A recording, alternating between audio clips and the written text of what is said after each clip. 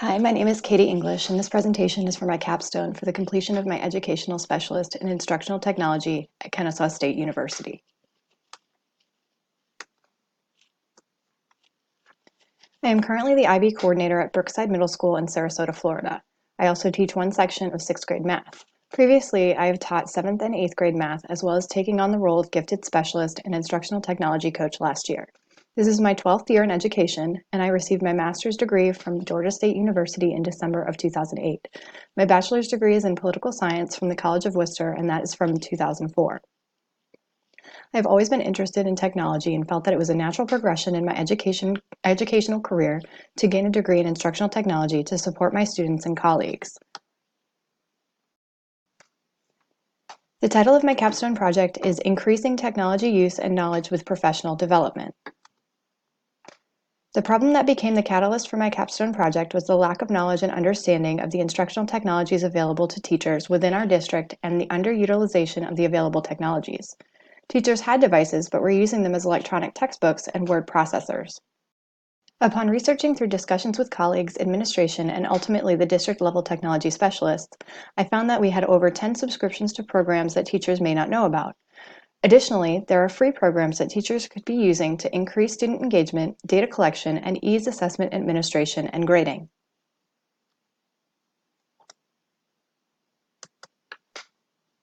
This capstone project was completed over 6 months, from October of 2018 through April of 2019. There were 6 one-hour monthly sessions that took place on Monday afternoons from 4 to 5 p.m. Each session would cover at least one program or application that would increase teacher knowledge of instructional technologies available for free, either from the district or the program company itself. The sessions would include roughly 40 minutes of instruction on and about the program, then a 20-minute portion of creation and administration of the program and application for the participants. It was important to have a working time for the participants to play with the programs and see if it could work for them. The evaluation for the project included a needs assessment prior to the first session to determine what types of programs the participants would like to learn more about. Throughout the program, exit surveys were used to determine session pace and needs. I was able to also have email and face-to-face conversations with my participants between sessions to receive feedback and suggestions throughout the course. There was a final course evaluation administered by the district that allowed participants to rate the course and its facilitators, as well as the professional development program run by the district, which this course was run through. At the end of each session, I offered time to work individually with someone else or create a task or lesson with the highlighted program or application. It was also time to explore the program and app, what it had available to users. At least 3 times I offered an exit ticket or survey as a temperature check on how the sessions were going and or where they should go next. I found these invaluable at the beginning. Here's an example of an exit survey I conducted after session 2. I wanted to see what the participants were interested in learning next. I gave them a list of 7 options and they were to choose their top 3 choices. This chart shows the results for number 1 choice for all participants who answered. Because of the results, I was able to alter my session topics to meet the needs of the teachers.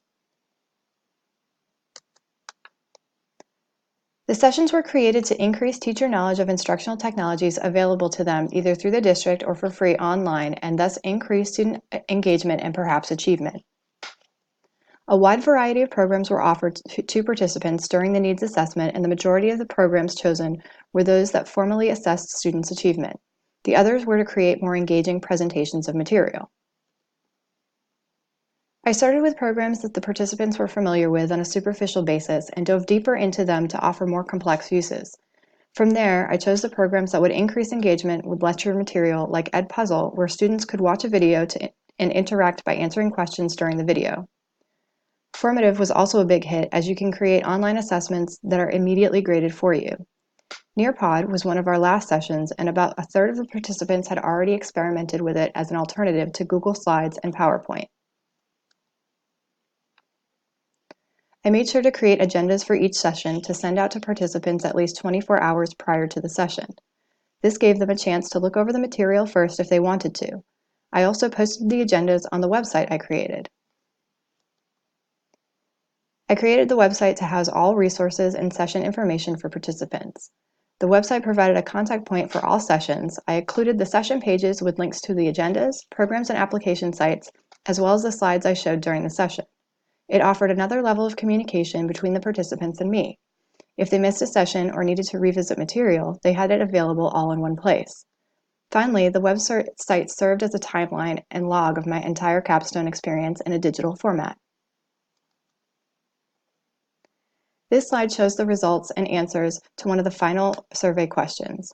I think the answers to this question sum up exactly how the experience I had with the participants was and the takeaways they had. The majority felt that the course was beneficial and that they were able to implement the programs in their classrooms with ease. Others were less than kind about the purpose and the topics covered. Based on this feedback and the feedback received verbally from participants after each class and then after the final class, I feel comfortable saying that this course was successful in increasing the knowledge teachers had about the instructional technologies available to them within the district for free. The process itself of completing this capstone was rewarding and difficult. The participants who engaged in the professional development expressed their appreciation for my work and felt they got something out of each session. It was difficult to hear the negative comments about something that I had put so much effort into and worked really hard on. I definitely learned a lot about myself and how adult participants in a class can act. There was a huge issue in the district about course accountability on the part of the participants. It was clear from the facilitators from the beginning the participants only had to report back to the facilitators with no consequences if they did not. I also found out a lot about the district.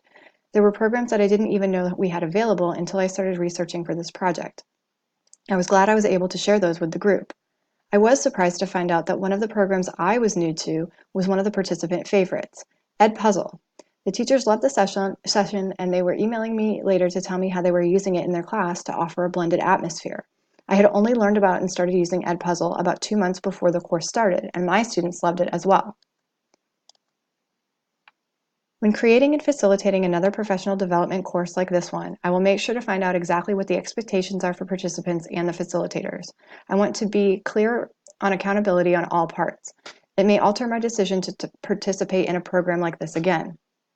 I want teachers to get all the professional development that they want and need, but if they are not motivated to be there intrinsically or extrinsically, it's not beneficial for anyone. My second reflection, if I were to complete this again, would be to differentiate the experience more. I was able to do so a few times within the class because I had a second facilitator with me, but in the event I do not, I want to make sure that I am reaching all of my participants. I had a few people tell me that after the first session, the class moved too quickly for them, while others expressed that it moved too slowly. I want to have options for participants so I can meet their needs. I thought that maybe I could create shorter sessions that were tailored to each group or some individuals. I would like to say thank you to the City Schools of Decatur, Renfro Middle School in particular, and Decatur High School, the participants of my professional development sessions, and of course, Megan Buck for facilitating this course with me and supporting my ever-changing ideas. Here are a list of cited works that I have throughout my writing and my processing. Without them, I would not have the knowledge of professional development, coaching, and reflecting. Thank you for watching.